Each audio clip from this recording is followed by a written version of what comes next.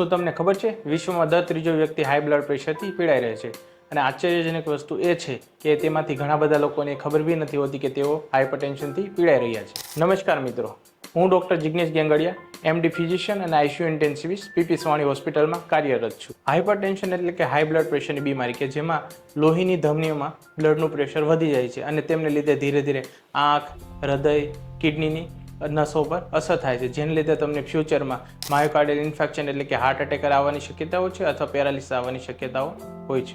Normal blood pressure 120/80 mmHg હોય છે. જ્યારે તમારું બ્લડ પ્રેશર 140/90 mmHg કરતાં વધી જાય છે ત્યારે તમારે હાઇપરટેન્શનથી પીડાઈ રહ્યો છે એવું કહી શકાય. હાઇપરટેન્શનના લક્ષણો જેવા કે માથાનો દુખાવો, ગભરામણ થવી, પરસેવો છૂટી જવો, ચક્કર આવવા, આ બધા લક્ષણો હોઈ શકે છે. અને ઘણીવાર એવું બી હોઈ શકે છે કે આમાંથી ઉપર જણાવેલા કોઈ પણ કારણો હોઈ બી ના શકે. હવે હાઇપરટેન્શન થવાના મુખ્ય કારણો શું છે?